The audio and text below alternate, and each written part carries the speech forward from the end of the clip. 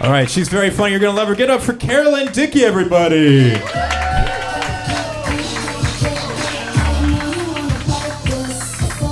Hi, everyone. I only came up here to confirm if you're good looking. You are good looking. Honestly, though, I don't like when people talk about my man like that, but I don't have a man, but everyone, I'll confirm it. Thank you. How's everyone doing? Good, yeah. I was recently approached to have a threesome. Yeah, it was a black couple, and they approached me, and they said that they were, thank you, and it's not even February, who can believe, and they said that, oh, there we go, took a second, they're like, wait, what is she talking about, months of the year? What?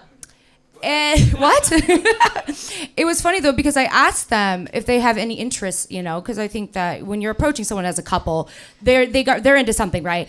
And they told me that they were interested in reparations role play.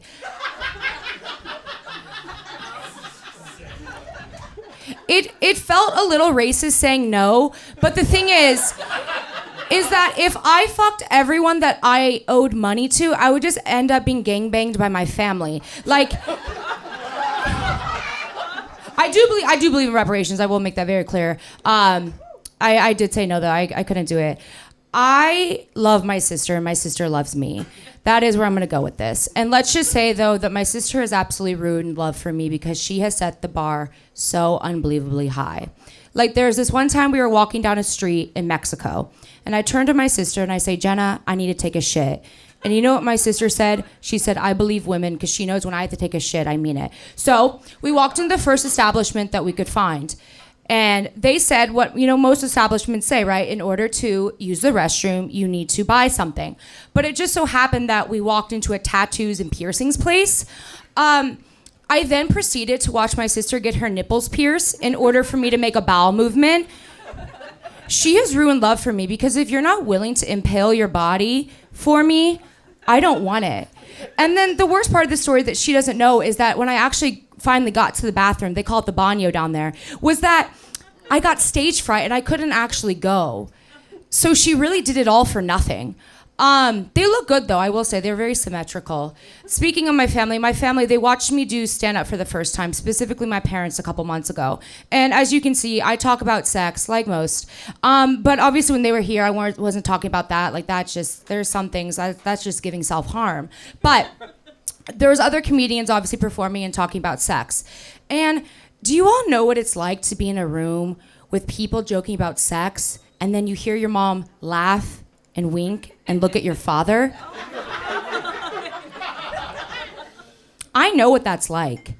And let me tell you what, that feeling from deep in my soul, that made me want to call Al-Qaeda and tell them, hey, I see a woman outside and guess what? She's enjoying life.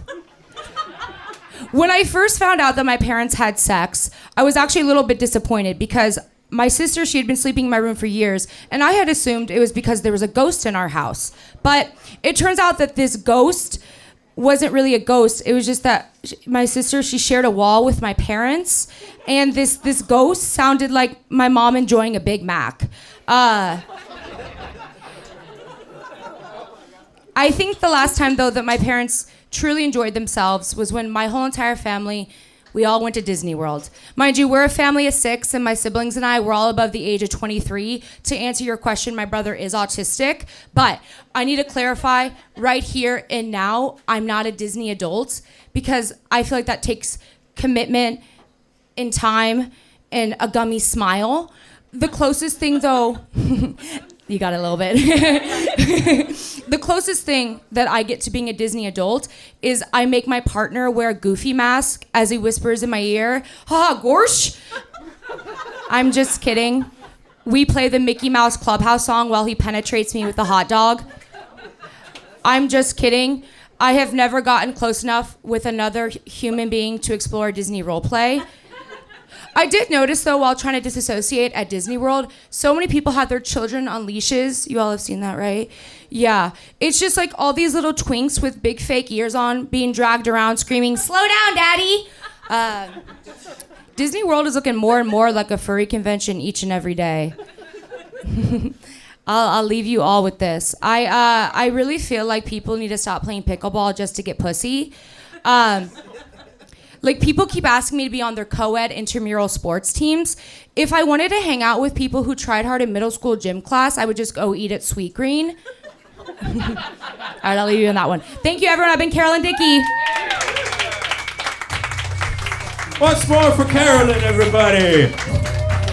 All right, guys, we're going to keep it rolling. This next comic's very funny. He's a very good friend of mine.